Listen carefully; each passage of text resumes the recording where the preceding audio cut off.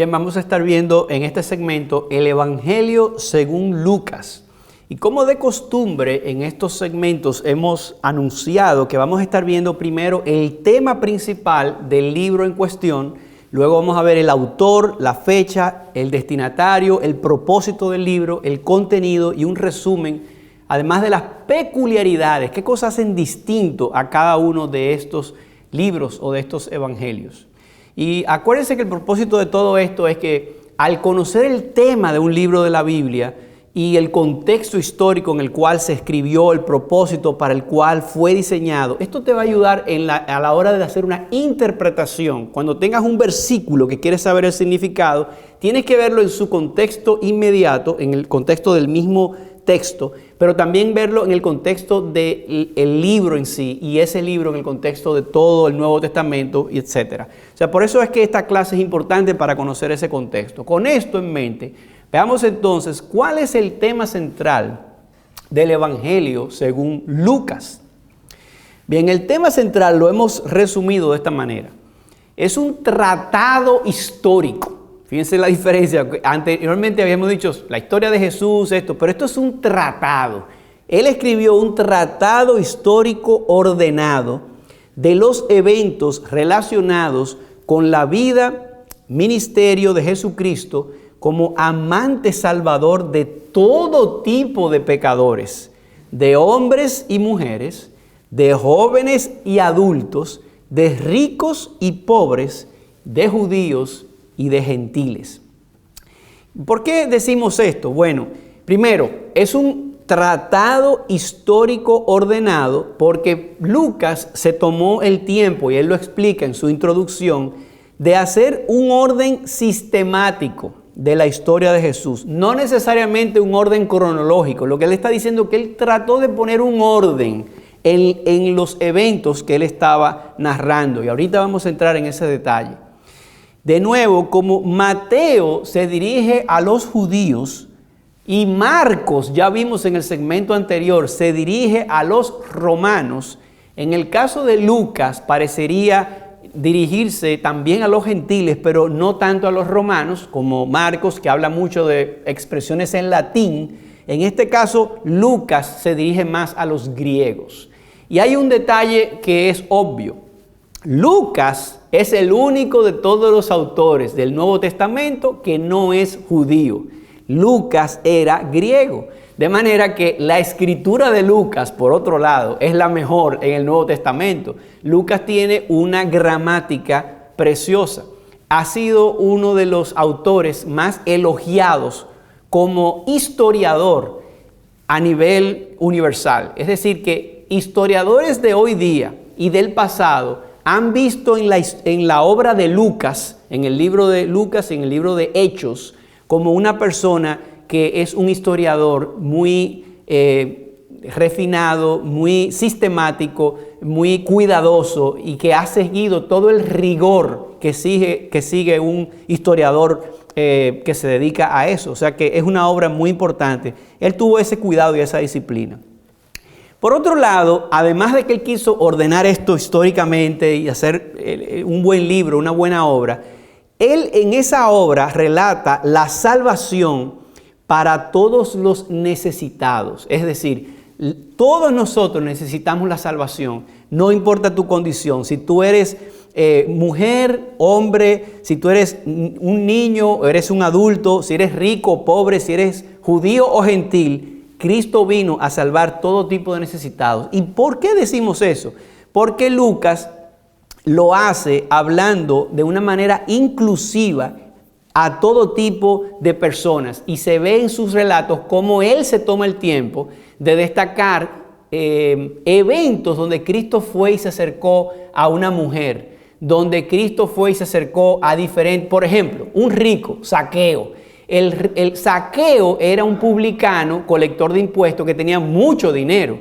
Y él fue el único que se tomó, Lucas, la tarea de documentar que cuando Zaqueo, que era un hombre de baja estatura, quería ver a Jesús, se subió en un árbol sicómoro y desde allí estaba porque él quería mirarlo y cómo Cristo se acerca y dice, Zaqueo, ven, yo voy a cenar contigo en tu casa. Y cuando él habló con Zaqueo, el corazón de Zaqueo quedó atrapado y dice, hoy ha llegado la salvación a esta casa. O sea, cómo Zaqueo se arrepintió. Zaqueo era rico, pero al mismo tiempo se ve Cristo también hablando con otras personas que eran pobres o que eran enfermos o que eran mujeres. De hecho, el primer testigo de la resurrección que se relata en estos documentos es una mujer que las mujeres que estaban en la tumba la mujer no era un testigo en ese momento válido en un juicio, y Cristo quiso dar ese honor a la mujer. Lucas recoge esto. De hecho, Lucas, vamos a ver, es como reconocido el evangelio de la mujer, porque da un lugar especial a la mujer. En muchos lugares, muchas mujeres son nombradas y relatadas en este evangelio de Lucas. Es decir, en resumen, es un tratado histórico ordenado de los eventos relacionados con la vida y ministerio de Jesucristo, el amante salvador de todo tipo de pecadores, de hombres y mujeres, de jóvenes y adultos, de ricos y pobres, y de judíos y gentiles. Bien, en cuanto al autor, ¿quién es el autor? Ya deben sabérselo de memoria. El libro no declara su autor, el libro es considerado anónimo. Y la tradición, lo que ya hemos visto en otros segmentos anteriores, es ese cúmulo de documentos históricos que tenemos desde los apóstoles o los discípulos de los apóstoles, le atribuyen a Lucas, el médico amado, que él escribió esto. Y hay una relación que conecta, que podemos deducir que es Lucas. Por ejemplo, si vamos a Lucas, nos vamos a dar cuenta que Lucas habla de un destinatario, de una persona a quien le está escribiendo, que se llama Teófilo. Y lo mismo pasa con el libro de los Hechos. Entonces miren la conexión entre Lucas y Hechos. Dice Lucas capítulo 1. Puesto que ya muchos han tratado de poner en orden la historia de las cosas que entre nosotros han sido ciertísimas, tal como nos la enseñaron los que desde el principio lo vieron con sus ojos y fueron ministros de la palabra, me ha parecido también a mí, dice Lucas, después de haber investigado con diligencia todas las cosas desde su origen, escribírtelas por orden, oh excelentísimo Teófilo, para que conozcas bien la verdad de las cosas en las cuales has sido instruido. Es decir, que él está escribiendo por orden a un excelentísimo persona aquí que se llama Teófilo, que ya había sido instruido en la verdad, pero que él tenía que conocer estos detalles, y él estaba dedicando la obra a este Teófilo. Si volteamos las páginas hacia el libro de los Hechos, que es considerado como un segundo volumen, una parte 2 del libro de Lucas, nos vamos a dar cuenta que precisamente es el mismo tema. Miren cómo comienza Hechos capítulo 1. En el primer tratado, oh Teófilo, hablé acerca de todas las cosas que Jesús comenzó a hacer y a enseñar hasta el día en que fue recibido arriba, después de haber dado mandamientos por el Espíritu Santo a los apóstoles que había escogido, etcétera, etcétera. Así que él dice, en el primer tratado, oh Teófilo, es decir, que el que escribió Hechos es la misma persona que escribió el primer tratado en Lucas. Y independientemente de quién sea, es la misma persona dirigida a este Teófilo. Pero hay un segundo argumento interesante. Quien escribió el libro de los Hechos, esta persona, parece haber estado con Pablo en Filipos, porque cuando vemos este documento de Hechos, este documento histórico, y vamos al capítulo 16, en el versículo 10, notamos que el autor de este documento se incluye en la actividad de Pablo y habla en primera persona del plural, como hablando de nosotros. Dice él en Hechos 16:10.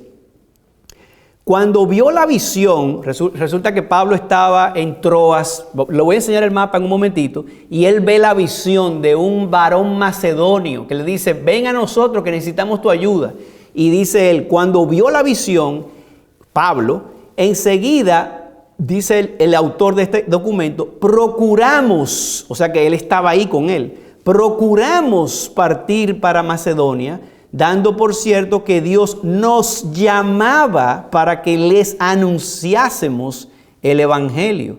Y luego dice, zarpando pues de Troas, vinimos con rumbo directo a Samotracia y al día siguiente a Neápolis y de allí a Filipos, que es la primera ciudad de la provincia de Macedonia y una colonia, y estuvimos en aquella ciudad algunos días. O sea, que la persona aquí se incluye como que estaba dentro de esta situación. Lo mismo pasa con Hechos 27, lo mismo pasa en Colosenses 4:14, que se ve que Pablo dice que Lucas estaba con él. Filemón 24, que ya lo leímos en el segmento anterior, donde él habla, trae conmigo a Marcos, o solamente Lucas está conmigo, y Marcos, o sea, él habla de Marcos y él habla de Lucas como sus colaboradores, Pablo. O sea que nosotros sabemos por cierto esto. El que escribió este libro definitivamente estaba con el apóstol Pablo.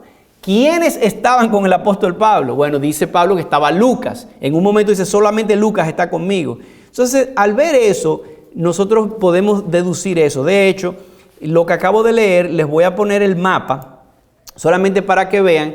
Este es el segundo viaje misionero de Pablo, donde Pablo en el segundo viaje misionero va desde Antioquía a revisitar las iglesias de Galacia. Entonces, luego de esas iglesias de Galacia, recuérdense que él quería ir al norte, a Bitinia, pero él dice en 2 Corintios que el Espíritu Santo se lo impidió y por eso él se quedó en estas regiones. Y estando en Troas, él ve una visión de un varón de Macedonia, que es la parte amarilla del mapa, donde ese varón de Macedonia le dice, ven Pablo, ven aquí que te necesitamos. Dice entonces, ahí es que Lucas dice, zarpando entonces de Troas, fuimos entonces a la Neápolis, a Filipos, todo eso estaba Lucas con él en ese segundo viaje misionero. No voy a abundar en eso porque cuando entremos en los viajes misioneros de Pablo vamos a cubrir eso, pero era para decirle dónde Lucas estaba situado en ese momento. Entonces Lucas no fue un espectador, él fue un activo predicador y misionero, fue el primer historiador y el primer apologista literario del Evangelio. Y la fecha de publicación, de nuevo, se estima que fue antes del año 70 después de Cristo y tiene que haber sido después de los eventos de Hechos, donde en los eventos del libro de Hechos, recuérdense que Pablo quedó al final, que estaba preso en una cárcel domiciliaria, es decir, que estaba en una casa alquilada y eso pasó alrededor de los años 60 después de Cristo. O sea que nosotros calculamos que los eventos que escribió Lucas tienen que haber pasado después de eso, donde él escribió 2 volúmenes. El primer volumen, el primer tratado, que es el de Lucas, y luego el segundo tratado. O sea, que tuvo que haber pasado entre el año 65 después de Cristo. No tenemos una fecha porque no existe, pero una deducción sería esa. Ahora, no hay indicios del lugar desde el cual Lucas escribió, porque Lucas estaba viajando con Pablo todo el tiempo y tomando notas de todas estas cosas. Y narra, interesante, uno de los que más abarca, desde antes del nacimiento de Cristo, es decir, desde antes del nacimiento de Juan el Bautista. Recuérdense que Lucas es el que dice que cuando estaba Zacarías, el padre eventual de Juan el Bautista, ministrando en el templo, llegó una visión de un ángel que le dice, Zacarías, de aquí a un año tú vas a tener un hijo y se llamará Juan y él iba a ser el allanador de este Mesías que vendría. Y eso pasó, digamos, al año 6 antes de Cristo, o sea, antes. Y bueno, hay un tema ahí con la fecha que ustedes yo espero que ustedes puedan verlo en mi libro de texto de la cronología, de por qué decimos que Cristo nació antes de Cristo. El problema fue que nuestro calendario es moderno, o sea, en ese momento no se hablaba de antes de Cristo y después de Cristo, pero cuando se puso la fecha de cuándo nació el Señor Jesucristo, resulta que el que puso la fecha, que se llamaba Dionisio el Exiguo, eso fue una persona que encomendaron en el año 525 para poner el calendario cristiano, él se equivocó y la fecha que él dijo resulta que fue una fecha posterior a la muerte de Herodes. Y Cristo tuvo que haber nacido cuando Herodes el Grande estaba vivo. Y la diferencia eran 4 años. Por eso se dice que Herodes murió en el año 4 antes de Cristo, pero era con respecto a este calendario. Entonces, teniendo el calendario que tenemos, Resulta entonces que digamos que Juan el Bautista fue anunciado en el año 6 antes de Cristo, nació luego y Cristo nació entre el año 5, el año 4 antes de Cristo, no sabemos, y Cristo entonces fue crucificado aparentemente para el año 30 o 33 después de Cristo. Pero es un tema que no me quiero meter porque no es un tema de introductorio, es un tema más complejo.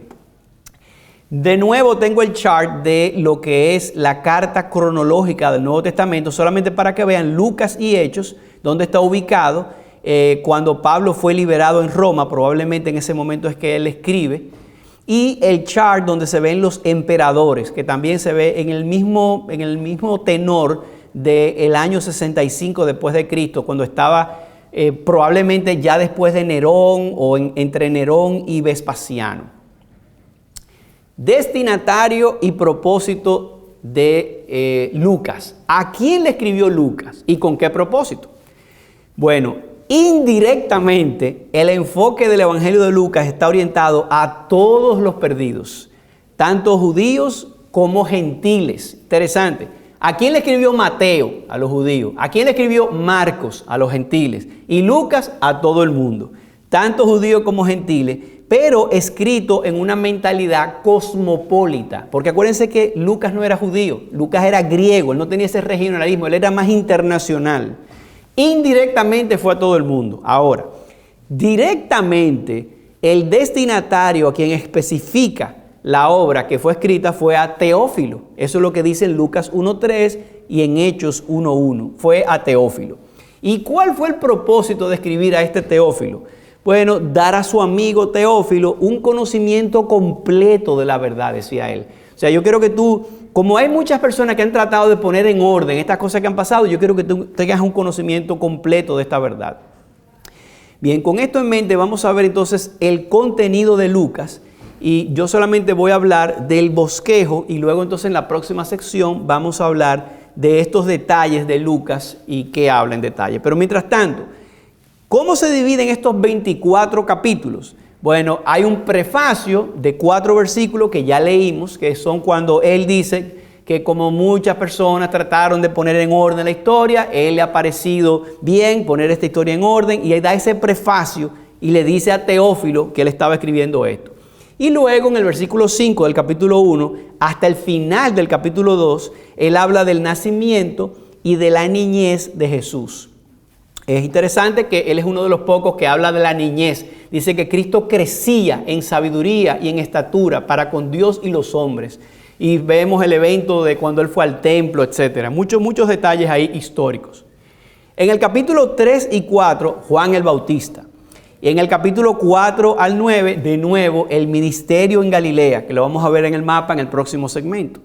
En el capítulo 9, versículo 51 hasta el 19, el viaje a Jerusalén.